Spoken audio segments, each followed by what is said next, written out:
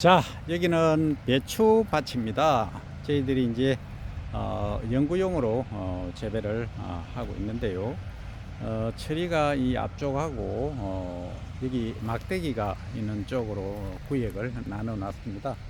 배추가 좀 사이즈가 적습니다. 그죠? 예, 그건 것은 여러 가지 이유가 있습니다. 어떻게 하면은 좀 단단하게 보관을 오래 하면서 사각사각한 배추를 생산할 수 있는가가 관건입니다. 근데 이제 잎이 한번 보시면 바깥쪽은 황화 현상이 지금 나타나고 있죠. 황화 현상이 나타나고 있는 저거는 어차피 못 먹습니다. 지금부터 이제 자세히 보시면 결구가 되기 시작을 합니다. 그죠? 요 옆에는 이렇게 이제 결구가 일부 되었죠. 그죠? 예, 이렇게 해서 굳이 지프로 또는 노건으로 이렇게 먹지 않아도 되도록 유도를 하는 것이 자생력을 키워주는 그 자체가 매우 중요합니다. 이게 결구가 우리가 이제 지피라든지 아니면 노건으로 너무 강하게 결구를 해 놓으면 문제가 뭐냐 하면 안쪽에 나중에 이제 이 4등분 하지 않습니까? 배추를 김치를 담을 때 4등분을 하다 보면 너무 속이 꽉 차가지고 거기에 이제 썩어 있는 경우가 있거든요. 근데 이제 조금 경험이 많으신 분들은 그걸 아실 겁니다. 그래서 그렇게 돼 버리면 실제 우리가 겉으로는 좋아 보이는데 잘라 보면은 문제가 많이 발생하고 있습니다. 그래서 그렇게 키우는 것이 좋느냐 아니면 이런 식으로 완벽하게 어느 정도 공간을 차지하면서 나중에 사각사각 김치를 담았을 때 촉감을 느낄 수 있느냐 하는 것이 그런 김치가 좋느냐, 그것은 소비자의 이제 선택의 몫이 되겠죠. 물론 이제 농약이라든지 화학비료 사용이 가장 절제된 상태에서 재배를 한 것이다. 그러니까 일반 우리 뭐 빨리 이제 잎 색깔 저렇게 크게 이제 키울 수 있는 방법은 아주 간단하죠. 그죠? 예. 하지만 거기에 의존하지 않고 최대한 그 화학제使用을 자제를 했습니다.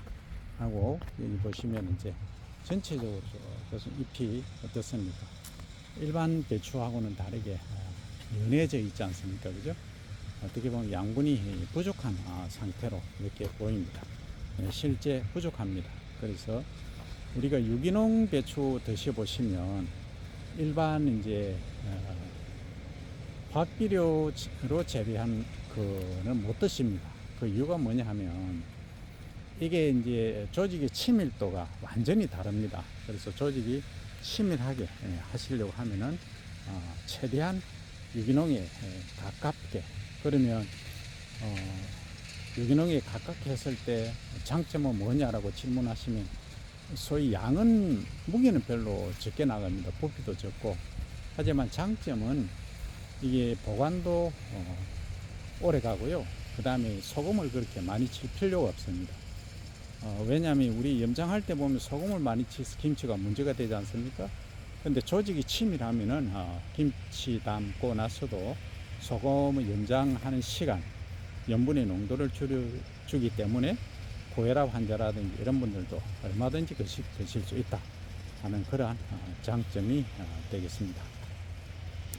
그러면 이제 사실은 유기농에 가까운 화학제에 의존하지 않는 농법으로 생산된 배추는 김치를 담고 나면은 나중에 드셔보시면은 조직의 치밀감 그리고 사각사각한 느낌이 오래 갑니다. 그리고 이제 섬유질 함량 자체가 또 많기 때문에요. 이게 변비가 있으신 분이라든지 한 경우에는 장에도 엄청나게 긍정적인 효과를 가져올 수 있다 하는 것이 제 생각입니다. 자, 오늘은 배추를 재배를 했는데 이 앞쪽과 저 뒤쪽의 컬러, 색깔 그리고 생육 상태가 완전히 다르죠.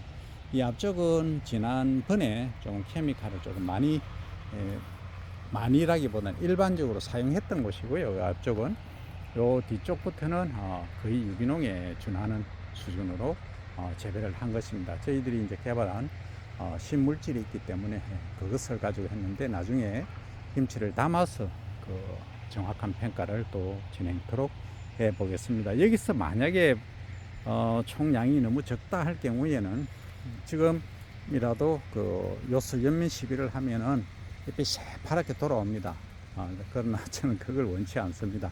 그래서 최대한 건강을 생각하는 배추 생산을 하자 하는 차원에서 진행이 된 거니까 나중에 김치 담아서 맛은 제가 보여드릴 수 없지만 김치 담은 이후에 그 먹었을 때 느끼는